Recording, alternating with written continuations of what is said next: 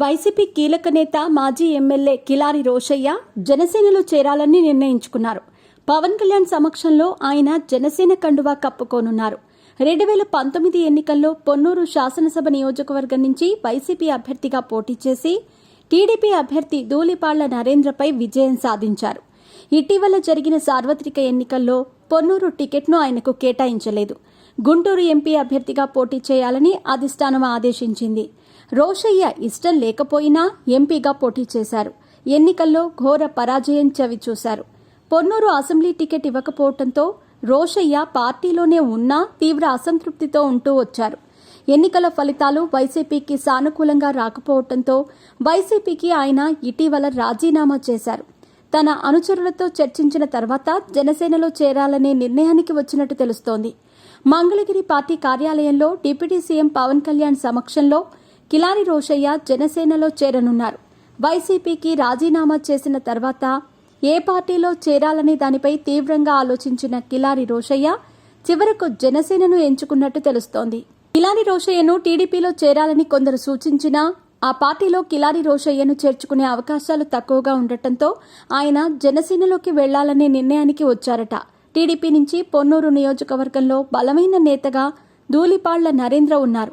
ధూళిపాళ్లకు రోషయ్యకు వ్యక్తిగతమైన కక్షలు ఏమీ లేకపోయినప్పటికీ రాజకీయంగా 2019 నుంచి 2024 వరకు ఇద్దరూ వేరువేరు పార్టీల నుంచి ప్రత్యర్థులుగా తలపడ్డారు. 5 ఏళ్ల పాటు ధూళిపాళ్ల నరేంద్రను అప్పటి వైసీపీ ప్రభుత్వం తీవ్ర ఇబ్బందులు పెట్టింది. అక్రమ కేసులు బనాయించి జైలుకు పంపించిందనే విమర్శలు ఉన్నాయి. పొన్నూరు నియోజకవర్గంలో ధూళిపాళ్ల నరేంద్రను వైసీపీ టార్గెట్ చేసింది. అయినప్పటికీ ఆయన వైసీపీ అరాచకాలకు ఎదురొడ్డి నిలబడ్డారు. ప్రస్తుతం టీడీపీ అధికారంలో ఉంది. ఈ సమయంలో కిలారి రోషయ్యను పార్టీలో చేర్చుకుంటే క్యాడర్కు తప్పుడు సంకేతాలు ఇచ్చినట్లవుతుందనే ఆలోచనతో రోషయ్యను టీడీపీలో చేర్చుకోకూడదని నిర్ణయించినట్టు తెలుస్తోంది. ఈ విషయం తెలియటంతోనే రోషయ్య టీడీపీలో చేరేందుకు ప్రయత్నాలు చేయకుండా జనసేనలో చేరేందుకు రంగం సిద్ధం చేసుకున్నారట. కిలారి వెంకట రోషయ్య రాజకీయ నేపథ్యం ఉన్న కుటుంబం నుంచి వచ్చారు. కేంద్ర మాజీ మంత్రి ఉమ్మారెడ్డి వెంకటేశ్వర్లు అల్లుడు.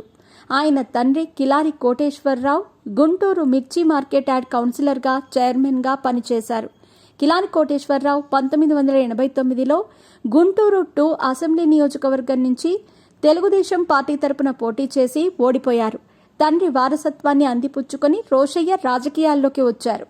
1985లో జేకేసీ కళాశాల ఉపాధ్యక్షుడిగా కిలారి వెంకట రోషయ్య ఏకగ్రీవంగా ఎన్నికయ్యారు.